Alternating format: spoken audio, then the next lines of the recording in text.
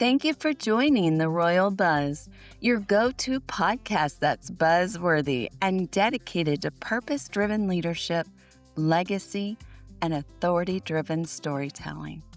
This is where high meets hype, and together we listen to the magic one story at a time. Today's episode promises to leave you feeling challenged, encouraged, and equipped with greater clarity. Clarity about who you are, where you're going, and how to stop living by default so you can begin living with intention. If you've ever felt like you're checking all the boxes, but still wondering if you're building the life you were created for, this conversation is for you. I'm your host, Trena Myers, Miss Elite United USA 2025, founder of the creative agency, and Queen Bee here at the Royal Buzz. My passion is helping people discover their purpose, amplify their voice, and create a legacy that outlives them. Every episode is designed to bring you stories that don't just inspire you for today, they transform how you think about tomorrow. Today's guest is David Prosper, better known as Prosper the Clarity Guy. He's a TEDx speaker, author of Finding Clarity, and founder of the C.L.A.R.I.T.Y brand, where he helps leaders, founders, and high performers break what he calls the default loop, the invisible cycle of busyness, burnout, and borrowed definition of success. Through his proven clarity framework and decision operating system, he has helped thousands of people move from hidden stagnation to intentional, aligned action. He's now expanding that mission through Beirut AI, bringing practical decision-making tools to leaders around the world. This isn't just a conversation about success. It's a conversation about significance, about making decisions that align with your values instead of your fears, about finding the courage to lead that life that was designed for you, not the one you've drifted into. So grab your favorite drink, lean in, and get ready for a conversation that just might become the turning point you've been waiting for. So welcome to the Royal Buzz. Hello, welcome, David, so much for joining us today on the Royal Buzz podcast. I know our listeners are going to love what you have to share with them. So, David, can you tell us a little bit about yourself? Thank you so much. First and foremost, I'm a child of God and I get to serve people in ways that help them find clarity so that they can filter the things that are noise and filter the things that are signal and live a life by design and live a life that's fulfilling. So I help them design their lives and design their businesses. And my mission in this world is to help 1 billion people live by design. I love it. So, what do you mean when you talk about live by design? That's a great question. So oftentimes when we're brought into this world, we inherit what people around us want for us. So I grew up Haitian American, and one of the things my mom in the community that I was in was like, you need to be a lawyer when you grow up. You need to be medical because there's so much money in medical. So we get all of these projections of people what people want from us Right. versus what am I naturally gifted at? For me, I'm gifted at speaking. I'm gifted at coaching. I'm gifted at connected. So oftentimes we're doing things because other people have placed a projection on us of what we should do versus doing things in our strengths and our gifts. So when we're in that space of this is what I'm naturally, instinctually good at, and I'm developing those things, then we find meaning in what we do versus just doing it for an end result, which is money or vacation or whatever. So the biggest thing is when we're living by design, we're living in alignment. Who are we and how are we serving the world and how are we using our gifts to do those things? Oh, I love that. And if that concept was used in education when we're younger going through school, because I know I went for a long time trying to figure out what did I want to do for a living?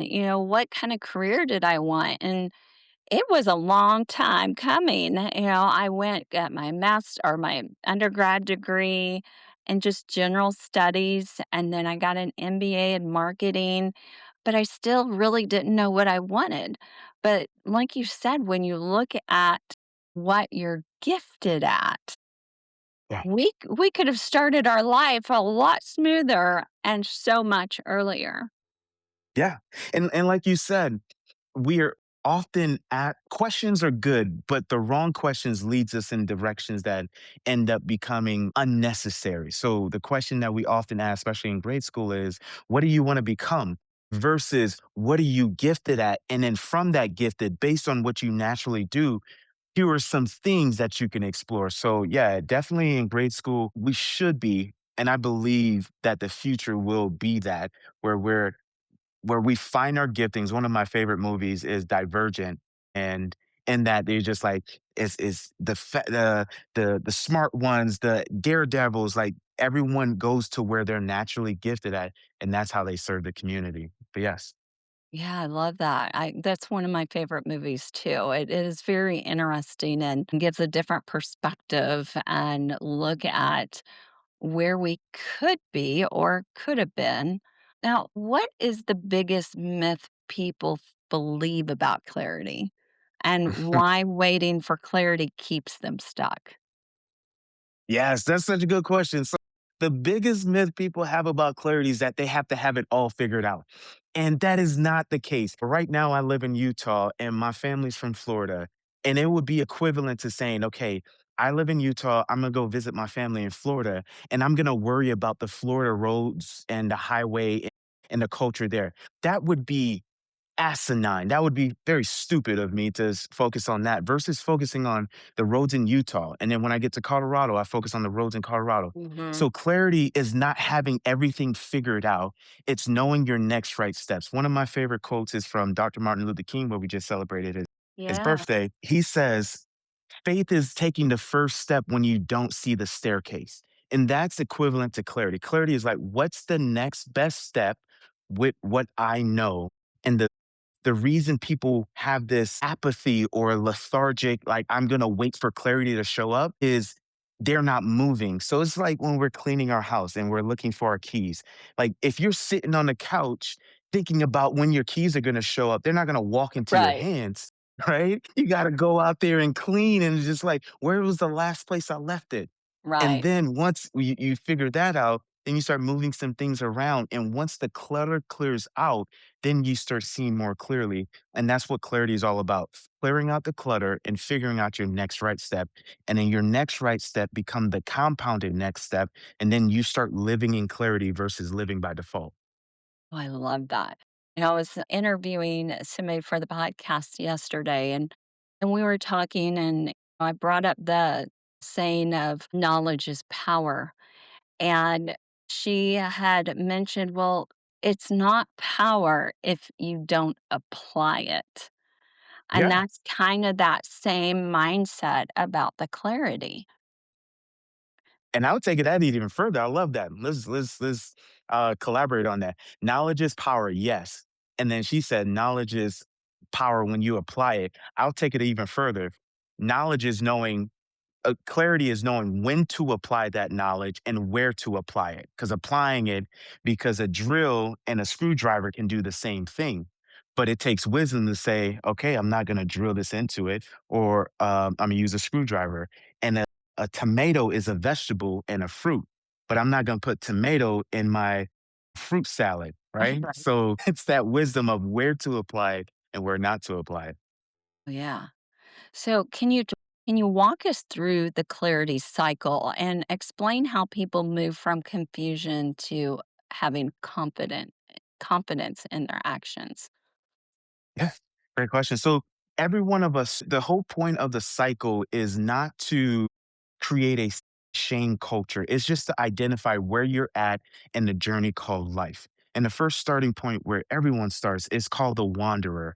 This is where we're kind of aimlessly going through life, but we feel like something is off and we feel like there's something's more, but we've just been doing what we've always been doing. So we just say, you know what, I'm comfortable because this feels familiar. So we're Mm. constantly repeating.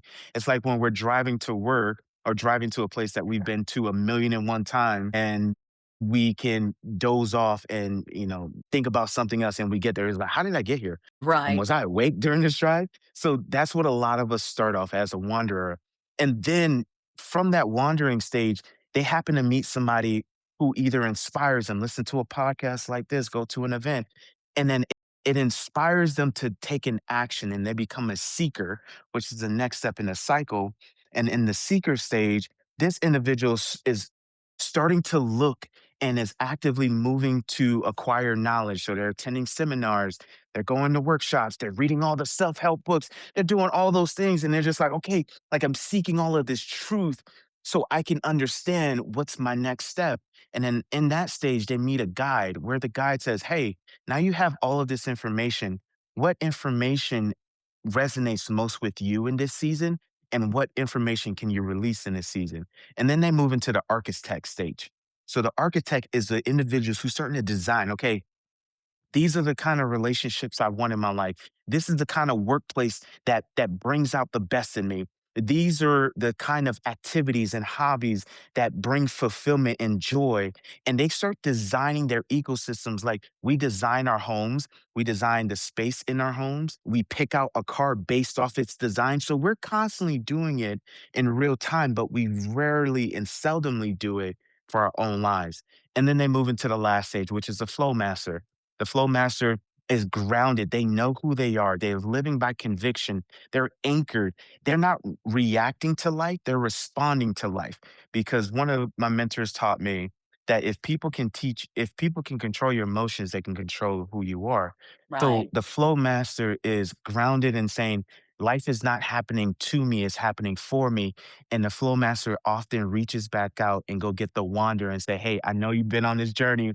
I've been there too. Let's come on this journey of clarity. So everyone goes through those stages sometimes in a day, depending on what you're doing. But the goal is to understand where you're at in the cycle and then start taking your next right step so that you can live more clear. It's almost like the Johari window, just being aware of where you are, but also how others see you and being able to adapt and change as needed.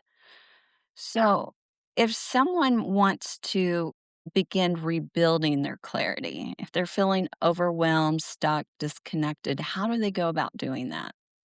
Ooh, this is a good question. It's gonna sound so philosophical, and it's gonna be like, oh my goodness, I listened to this entire podcast to get this clear, simple direction that my mother's been telling me for so long. Clean your house, clean your room. That is the first step. I was having this conversation with a client the other day, and she was like, when I started cleaning my room after you said that, I started to have the emotional bandwidth to start focusing on the right things. I was like, huh, it's crazy, huh? How that happens. When we clean our physical space, it gives space for emotional space. Then when we have the emotional space, now we're moving from our amygdala, our survivor brain, to our prefrontal cortex, what allows us to reason and to decide and to figure things out. Then we can start figuring out, okay, based off the things that I have in my life, what's the next right thing to do? Do I need to get a mentor? Do I need to learn more? Do I need to go back to school? So it's clearing our physical space gives us the emotional, spiritual, and mental space to take our next right step. So true. I know I like to have organization, and if I have an area that I was like right now, I've got a little bit of a pile in front of me on my desk, Yeah, and it's driving me crazy. And exactly. but if I can't get to it, what am I gonna do? I'm gonna turn my back and I'm gonna put it out of sight, out of mind for that moment so that I can focus, have that clarity of what I am doing in that moment. So you're absolutely right. Having a clean area to breathe, and it it puts that mental clutter as well, even if you don't realize it. Yeah, it's like having 5,000 tabs open on your computer. Yeah, you can be on one screen focusing on that one thing, but it's going to be a slower browser. So once we clear out the cache and we clear out the backend stuff, now we can be present in what we're doing versus our body's there, but our mind is somewhere else. And a lot of us are in those relationships, in those conversations. We're physically there, but our emotions, our mind are are gone. That's 100% right. That's funny that you say that. I've actually on my desk, sitting in front of me is this little sign, and it says, "My brain has too many tabs open." That's that reminder to close those tabs and Yeah. really stay focused on the task at hand, whether it's a conversation, whether you're needing to write something down or journal or even just enjoying your time, having space for yourself is important in that clarity process. 100%. Yes. So, what role does courage play in clarity, especially when clarity requires letting go of familiar patterns or identities, as you had mentioned earlier in the conversation, not being on autopilot? That's such a powerful component, right? Because there's a misconception about courage, and we look at all these people who've done courageous things, and we watch the movie, and they're like, "Man, they're so courageous." And, like, we see the superheroes, but the thing about courage, it's not the absence of fear, but it's the presence of faith. I believe more in my ability to do something than my fear of not doing something. So when it comes to clarity, courage is vital because it's easier to hold on to things when we're familiar with those things because even if it's hurtful, harmful, toxic, we're at least familiar with it. We know what's going to happen. But it takes the ability to say, I don't know what's going to happen if I take this leap of faith.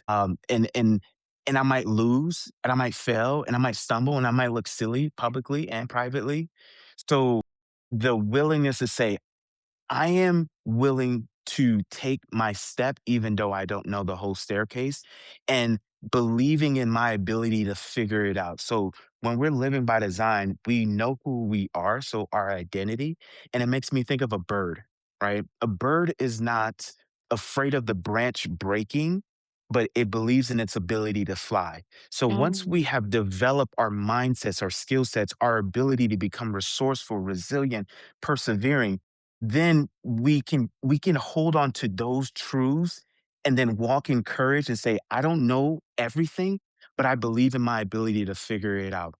I don't know what the outcome's gonna be, but I'm gonna follow the process and I'm a figure it out. And if we have that mindset, that heart set, beautiful things come about. It's like when we plant seeds in the ground. We don't know how that seed is going to be.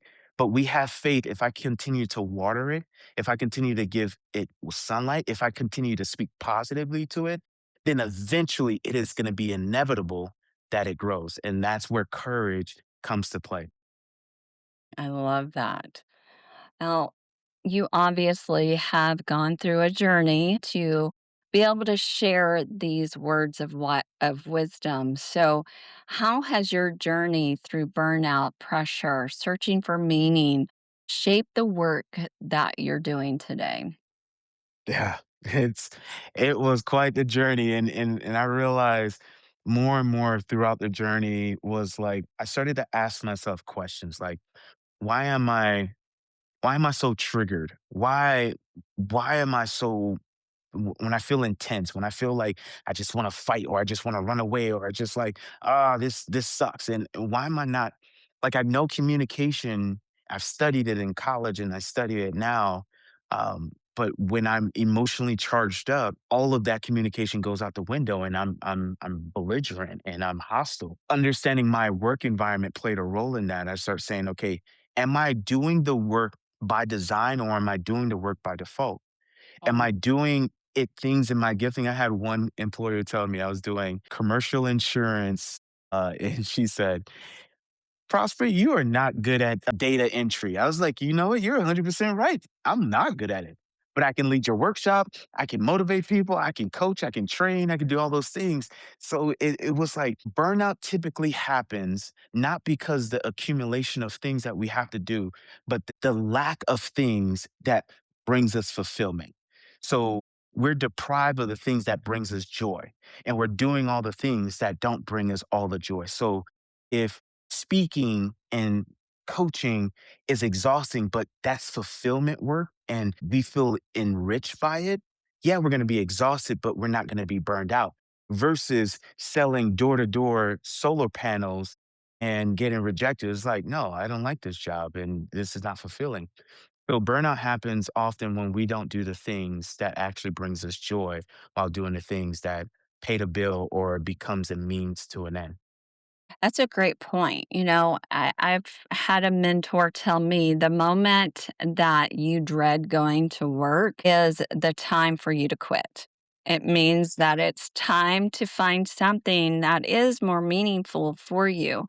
But also, you made the point is I think that not enough employers focus on what the strengths of their employees are and use that to their advantage. You know Yeah. that you're not good at data entry.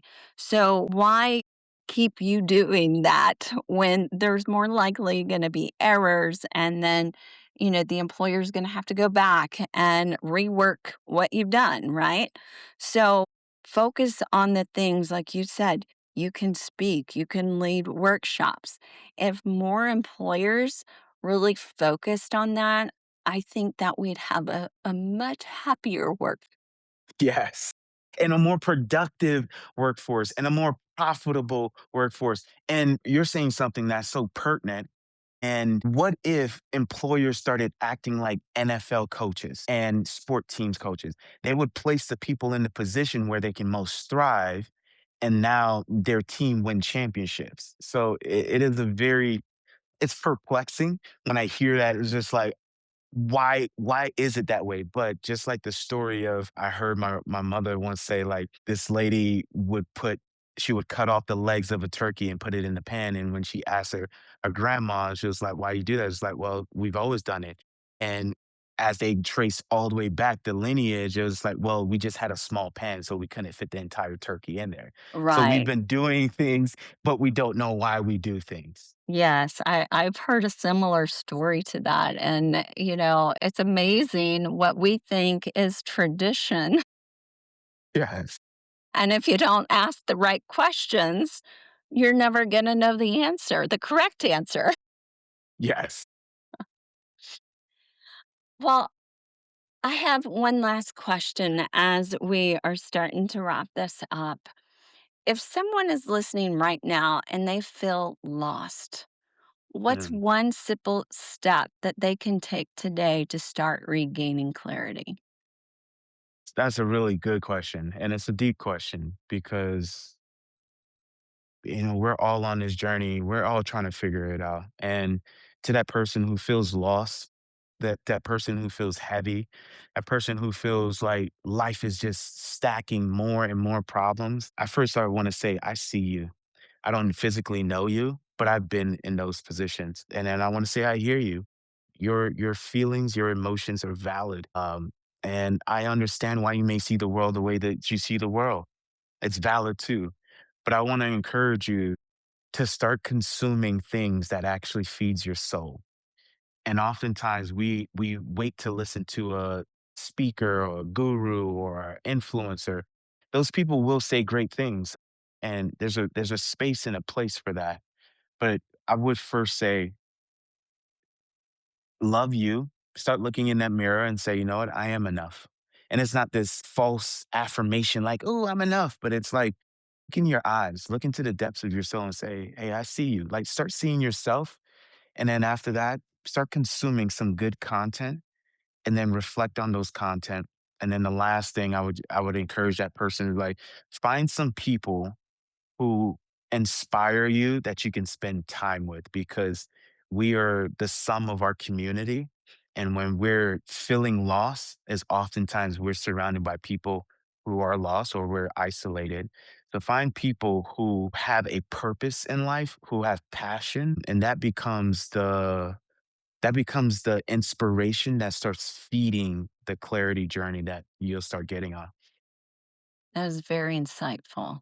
Thank you for sharing that with our listeners. And is there any last thing you'd like to share with them before we close out today? Yeah. If there's any takeaway that you take away from this conversation today, my biggest encouragement is marry the process and the outcome is inevitable.